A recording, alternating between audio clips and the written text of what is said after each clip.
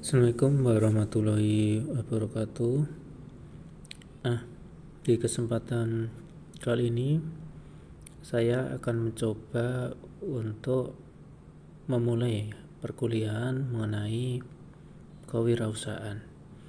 Nah, untuk kali ini saya mengambil judul pentingnya kewirausahaan. Nah, judul ini saya ambil karena apa?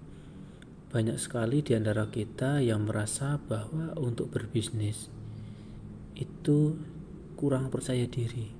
Akan tapi sebenarnya kalau bisa dikembangkan, ini menjadi dasar untuk pertumbuhan nasional. Nah, nanti bagaimana bisa kita pelajari satu persatu dari masing-masing slide.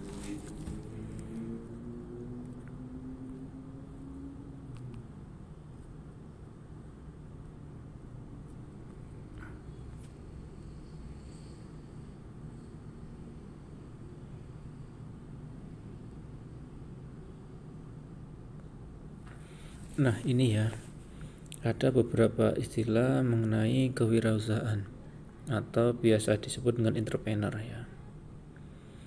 Nah, jadi entrepreneur itu adalah orang yang menciptakan pekerjaan yang berguna bagi dirinya sendiri. Nah, ini adalah pengertian dari istilah secara umum ya sebenarnya ya. Nah, ini ada tinjauan dari bahasa, yakni enter yang berasal dari entrepreneur.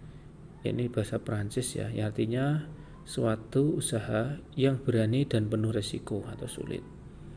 Kemudian ada entrepreneur, itu orang yang mampu mengolah sumber daya yang ada menjadi suatu produk yang mempunyai nilai. Nah, tujuannya apa dari entrepreneur? Dan entrepreneur ini itu adalah tentu saja adalah untuk mencari keuntungan dari peluang yang belum digarap orang lain atau belum dikerjakan orang lain. Nah, jadi ini ya dasar dari kewirausahaan itu adalah dia menciptakan peluang ya, untuk menciptakan suatu nilai. Jadi misalkan Anda mau berbisnis dengan catatan yang belum dilakukan orang lain. Nah, kalau seperti ini kan otomatis tingkat persaingannya kan kecil. Jadi bisa saja dengan menggunakan barang inovasi-inovasi yang terbaru. Jadi orang akan lebih tertarik dengan produk-produk yang belum ada seperti itu ya.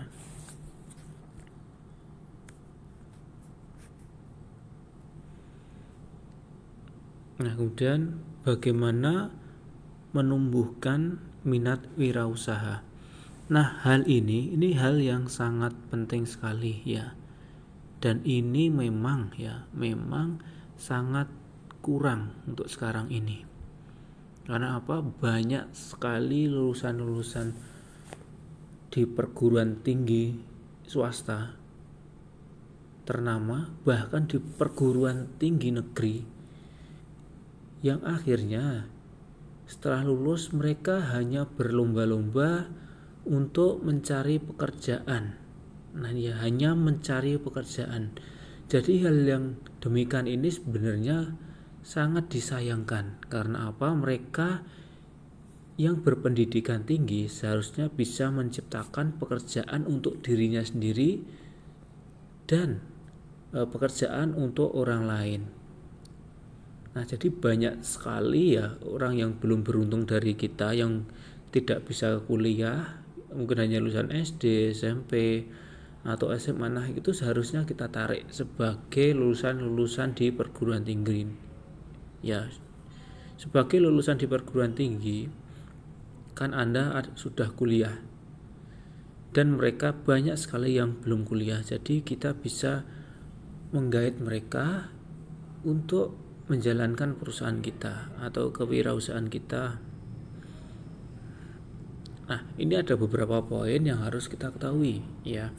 Yang pertama adalah semua orang itu dilahirkan sama. Jadi saya dilahirkan, Anda dilahirkan, dan kita semua itu dasarnya adalah sama. Kita mempunyai peluang yang sama. Jadi jangan sampai pesimis. Oh, ternyata dia berasal dari keluarga kaya, dia bisa melakukan ini itu. Itu tidak bisa dijadikan alasan. Ya, oke, saya kasih contoh ya. Oh ya, dia dilahirkan dari orang kaya. kemudian dia udah difasilitasi modal. Tapi kalau tidak didasari dengan pertimbangan ilmu, apakah bisa jalan?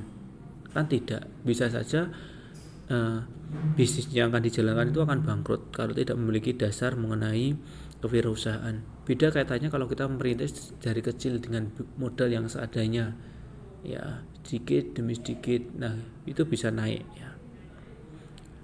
Kemudian yang kedua adalah mempunyai peluang yang sama. Ini otomatis ya, dimana karena sudah dilakukan yang sama, otomatis memiliki peluang yang sama. Jadi jangan sampai berkecil hati ya. Kita harus optimis. Jadi peluang saya untuk berwirausaha dengan mereka sebagai kompetitor itu sama. Kemudian kita harus mengingat pandai dan kaya. Jadi kita harus bersikap pandai ya, bersikap pandai. Oh iya, saya akan menciptakan peluang. Oh iya, saya akan berbisnis dengan menciptakan inovasi-inovasi terbaru, misalnya seperti itu ya. Nah, tujuannya apa? Jadi kalau kita mendapatkan keuntungan, otomatis kita akan kaya. Kita akan mendapatkan feedback dari apa yang kita peroleh. Kemudian setelah lulus kemana? Nah, ini jadi pertanyaan Anda. Apakah Anda akan selamanya bekerja di perusahaan, ataukah Anda akan memulai suatu bisnis ya? Nah, jadi yang bisa menentukan diri Anda ya Anda sendiri.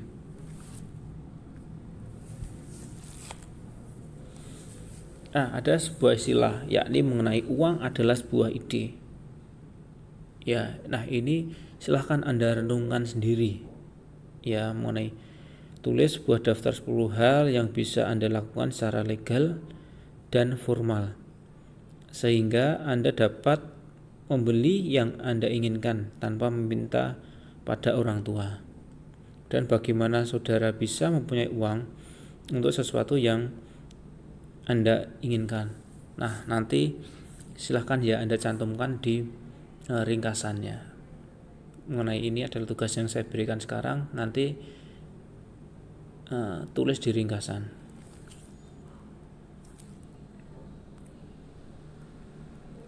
Oke, ini ada 2 pernyataan.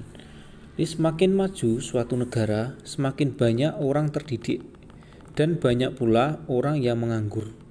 Jadi penting berwirausaha. Nah, ini ya, ini tolong Anda camkan benar-benar dalam pikiran kita semua ya. Oke, wirausaha merupakan potensi pembangunan baik dalam jumlah maupun mutu wirausaha itu sendiri. Nah, itu ya. Oke, ya pikirkan apa yang terjadi ya jika nilai pendidikan di sekolah itu A, nilai di kehidupan nyata F. Nah, jadi orang yang terpandai di kelas Anda, mungkin ada mungkin di SD, SMP, SMA, mereka mendapatkan nilai bagus semuanya 89, dia mendapatkan ranking 1. Nah, tapi ternyata di kehidupan nyata dia tidak bisa apa-apa. Ya, dia ternyata setelah lulus dia hanya meronta-ronta mencari pekerjaan. Nah, jadi yang seperti ini berarti kan ilmunya tidak bisa dipraktekkan. Apa yang sudah dia pelajari tidak bisa dipraktekkan. Jadi, cara untuk menilai kualitas pendidikan itu adalah alat ukurnya itu adalah prestasi finansial.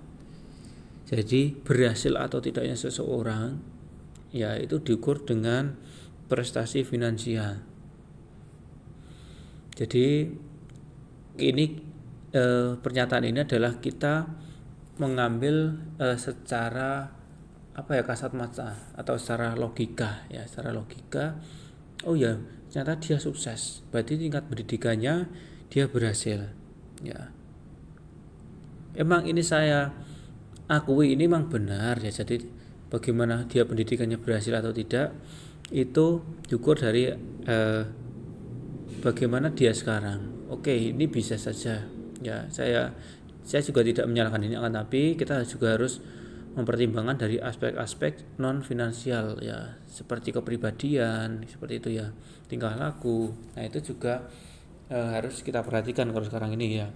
Jadi kalau menurut saya secara pribadi, jadi sukses orang itu memang ditinjau dari aspek finansial dan non finansial ya, dari kepribadian, tingkah laku, bagaimana ketaatan dia dalam beribadah, seperti itu juga mencerminkan kesuksesan seseorang. Oke ya. Nah, ini ada suatu contoh ya. Ini pada tahun 2000, USA Today, ini laporan dari Dani Sheridan, memperhitungkan yang punya lebih dari 1 juta. Nah, ini sebenarnya itu lebih dari 1 juta ya. Ini memiliki bisnis kecil, itu perbandingan 1000 banding 1. Bekerja untuk perusahaan.com itu 10.000 banding 1. Kemudian menabung $800 per bulan selama 30 tahun, itu 1.500.000 banding 1. Kemudian memenangkan kuis ini ya 4 juta banding 1. Judi kasino 6 juta banding 1. Kemudian 12 juta banding 1. Kemudian warisan 12 juta banding 1. Yang dapat warisan 1 juta hanya 1 dari 12 juta orang. Jadi ini adalah perbandingan kesuksesan orang apabila melakukan hal-hal ini ya. Jadi yang memiliki bisnis kecil itu peluangnya lebih besar ya, jadi 1 banding 1000.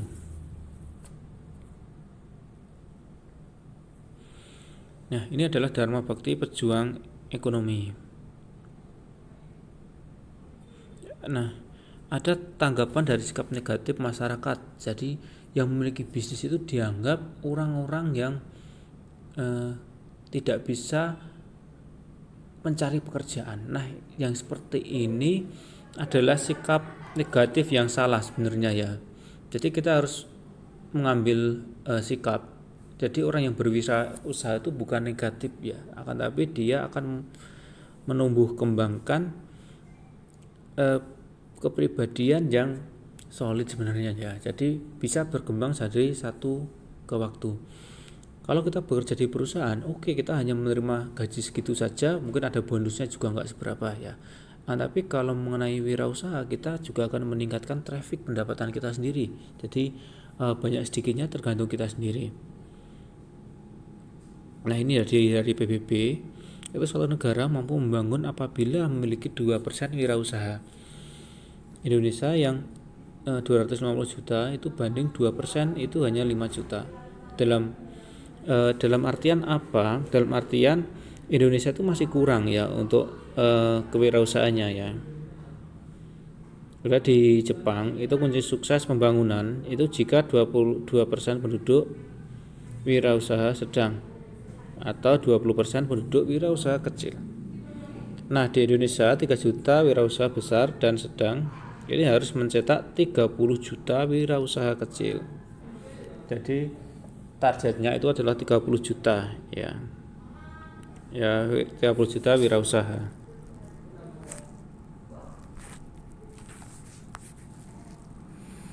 Nah, bisakah kewirausahaan diajarkan? Bisa. Ya, kita saja jawab bisa. Jadi beberapa puluh tahun yang lalu tidak bisa. Sekarang bisa dengan adanya transformasi kewirausahaan yang telah berkembang. Dan penanaman sikapnya seperti ini ya. Dan perilaku membuka bisnis kemudian akan membuka mahasiswa menjadi seorang wirausaha yang berbakat. Jadi diharapkan setelah kuliah ini Anda bisa menjadi calon-calon wirausaha yang berbakat. Nah, seperti itu ya. Jadi ini yang benar-benar saya harapkan dari Anda semua. Nah, jadi kelemahan wirausaha ini yang dirasa orang takut untuk berwirausaha. Pendapatan tidak pasti dan risikonya besar. Oh, iya, jelas risikonya besar. Jadi bagaimana tumbuh kembang wirausaha itu juga tergantung Anda sendiri. Anda mau rajin atau enggak itu tergantung dari Anda sendiri. Karena bekerja keras dan waktu jam kerja panjang. Oke, kalau kita masih merintis ini juga sangat pasti ada. Kita harus bekerja keras dan waktu kerja kita lebih panjang. Ya, dari orang yang sudah bekerja di suatu perusahaan. Tapi kalau sudah berjalannya waktu, oke, ya kita enak. Jadi waktu yang kita gunakan tiap harinya itu enggak terlalu panjang seperti orang-orang di perusahaan. Seandainya kita ada acara, oke, kita mau libur ya, kemudian kita bisa menggantinya di lain hari. Kalau di perusahaan kan enggak, kita harus capek-capek cari izin seperti itu ya. Ini susah sebenarnya. Dan kualitas hidup masih rendah, sedangkan usahanya berhasil. Nah, seperti ini ya.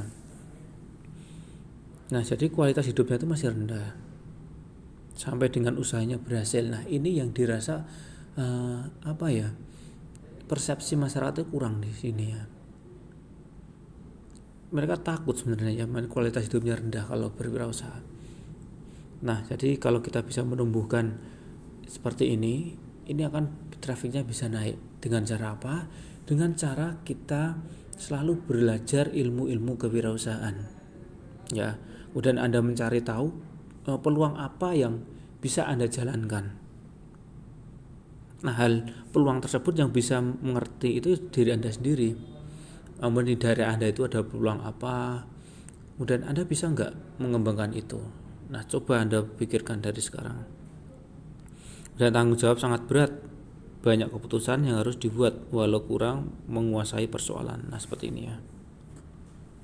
Nah, kemudian berwirausaha contohnya peluang untuk mencapai tujuan yang dikehendaki pasti, dan peluang untuk mendemonstrasikan potensi seseorang secara penuh otomatis ya, kita bisa merencanakan ide-ide. Dan peluang untuk memperoleh manfaat atau keuntungan secara maksimal, ini udah pasti ya, kita bisa sukses, bisa kaya. Dan peluang untuk membantu masyarakat dengan usaha yang konkret, jelas kalau kita usahanya sukses kita akan merekrut orang ya. Nah, ini manfaat yang lain ya, dan menambah daya tampung tenaga kerja, generator pembangunan, menjadi contoh kepada anggota masyarakat lain, menghormati hukum dan peraturan undang-undang, mendidik karyawan untuk mandiri. Nah, otomatis kalau kita punya karyawan, jadi karyawan itu juga tidak mungkin selamanya akan bekerja ke kita, dia juga akan berbisnis sendiri, itu udah pasti, seperti itu udah banyak sekali ya. Dan menjadi contoh bagaimana bekerja keras dan hidup secara efisien. Nah, pandangan sebagian besar masyarakat itu menginginkan anaknya sekolah tinggi, setelah lulus PT akan bekerja menjadi PNS. Nah, seperti itu ya, setelah lulus PT akan bekerja menjadi PNS. Untuk apa sekolah tinggi-tinggi jika hanya mau menjadi pedagang? Nah, seperti ini ya, berarti ini sangat keliru. Rata-rata lupa bahwa sebagian masyarakat Indonesia beragama Islam dan ajaran Nabi Muhammad bahwa pekerjaan yang baik adalah jual beli. Nah, ini lupa ya sebenarnya ya orang itu ya. Padahal itu sudah diajarkan. Nah, ini adalah pengertian entrepreneur yang lain ya, jadi naik kemampuan IQ skill dan keberanian dari EQ ya, yang dan mental ini ya. IQ itu membaca peluang, berinovasi, mengelola dan menjual. Kemudian emotion ya, EQ itu mengatasi ketakutan, mengendalikan risiko dan keluar dari zona kenyamanan.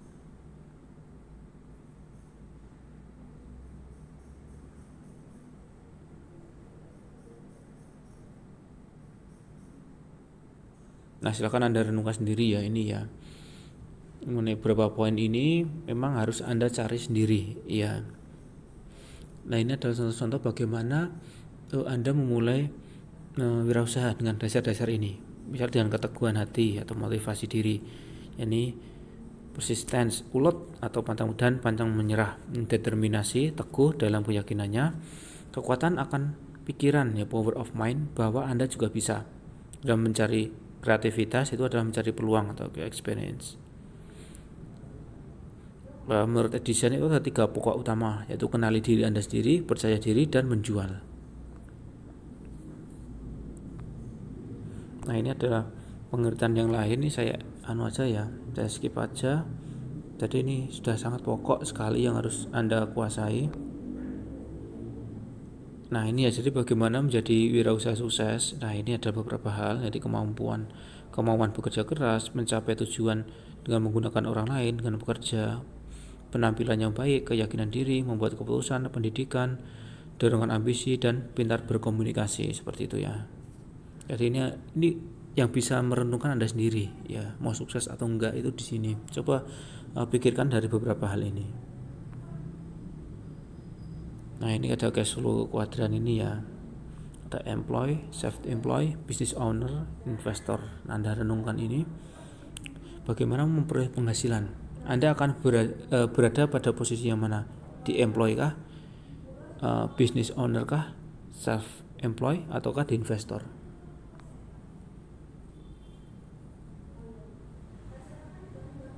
Nah, ini ya, ini adalah keterangan dari yang tadi.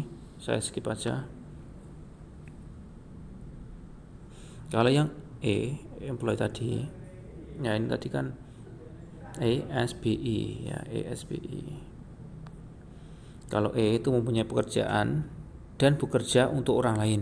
Kalau yang S itu mendapat penghasilan dengan bekerja diri sendiri, untuk diri sendiri. Ya. Yang B itu memiliki usaha yang menghasilkan uang. Dan I mendapatkan penghasilan dari berbagai investasi. Nah, silahkan Anda cari sendiri, Anda akan berada pada posisi yang mana. Ya, ini ya, tolong Anda bisa renungkan sendiri bagaimana menyikapinya. Oke, terima kasih sudah mengikuti perkuliahan saya. Nah, ini adalah referensinya ya, jadi saya mengambil modul dari ini. Nah, jadi silakan Anda renungkan sendiri untuk kedepannya Anda mau seperti apa. Jadi terserah, saya tidak menyalahkan Anda bekerja di suatu perusahaan, tapi tolong Anda bisa renungkan tentang masa depan Anda. Apabila Anda bekerja di perusahaan, berhasilkah kuliah Anda? Nah, seperti itu tolong Anda renungkan sendiri. Ya, cukup sekian. Wassalamualaikum warahmatullahi wabarakatuh. Ya, salam wirausaha.